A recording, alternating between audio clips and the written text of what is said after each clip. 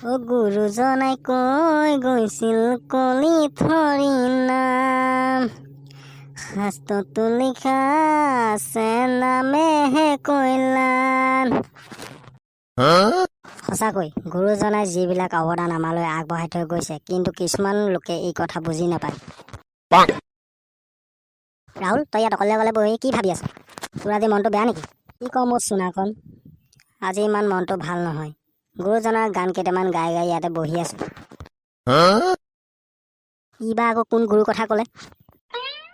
ঐ ৰাহুল, তই কোন গুৰুৰ কথা কৈছ আৰু তই কোন গুৰুৰ গান গাই গাই ইয়াত বহি আছ? বাল, তই শ্ৰীমন্ত শংকৰদেৱক চিনি নাপাও, যিজন গুৰুৱে আমাক শাস্ত্ৰৰ জ্ঞান দি থৈ গৈছে। হা? পাওঁ, কিয় নাপাওঁ। তেওঁৰ বিষয়ে তই অকণমান জান যদি মোক দুআষাৰমান শিকাই দেচোন। তেতিয়াহ'লে শুন গৰু গাধ। শ্ৰীমন্ত শংকৰদেৱ হ'ল আমাৰ অসমীয়া সমাজৰ ধৰ্ম প্ৰচাৰক, যিজনে বহুতো শাস্ত্ৰ, গীতা, ভাগৱত আদি বৰগীতকে লৈ বহুতো ৰচনা কৰি থৈ গৈছিল। আৰু এটা কথা শুন, আমি যে ভাওনাবিলাক চাবলৈ যাওঁ, সেই ভাওনা প্ৰথম সৃষ্টি কৰিছিল শংকৰদেৱে, আৰু তেওঁৰ যোগেদিয়ে ভাওনাবিলাক এতিয়া আমাৰ গাঁৱে গাঁৱে হৈ আছে। ঐ ৰাহুল, আৰু এটা কথা কচোন, মানুহবিলাকৰ মুখে মুখে মই শুনিছোঁ গুৰু বোলে দুজন, এজনৰ নামটো গম পালোঁ, আৰু আন এজনৰ নাম কি বাৰু কচোন?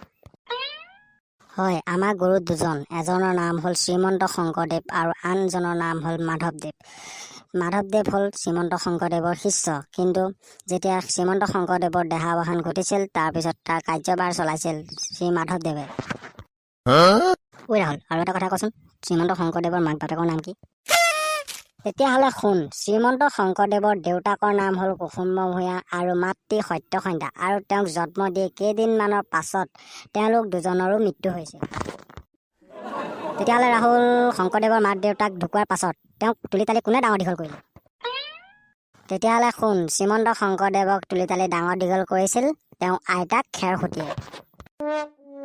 এতিয়া তই শ্ৰীমন্ত শংকৰদেৱ কোন তই জানিলি নহয়, কিন্তু এটা কথা কওঁ, শ্ৰীমন্ত শংকৰদেৱৰ বিষয়ে তই যিমান জানিব বিচাৰিলে সিমান শেষ নহয়। কিন্তু তই এতিয়া শ্ৰীমন্ত শংকৰদেৱৰ বিষয়ে এটা গীত মোক গাই শুনাচোন। ঠিক আছে ৰাহুল, তই যেতিয়া সময় পাবি মোক শ্ৰীমন্ত শংকৰদেৱৰ বিষয়ে বুজাই দিবি। এতিয়া মই শ্ৰীমন্ত শংকৰদেৱৰ বিষয়ে এটা গীত গাইছোঁ, তই শুন।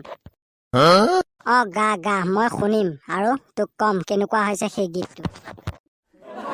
অ' গুৰু, তোমাৰ পৰিচয় পাই হলো মই ধন্য, জ্ঞানীতো হ'ব পৰা নাই। চুনাকণ, ভাল হৈছে। তোৰ গানটো শুনি মই বহুত ভাল পাইছোঁ। তই যে নিজকে নিজে ইনচাল মাৰি লৈছ, বহুত ভাল লাগিছে। এতিয়া ঘৰলৈ যাওঁ ব'ল। যাওঁ ব'ল। কেতিয়াবা যদি সময় পাওঁ আকৌ মোক শ্ৰীমন্ত শংকৰদেৱৰ বিষয়ে পুৰাকৈ শিকাবি আকৌ। ব'ল।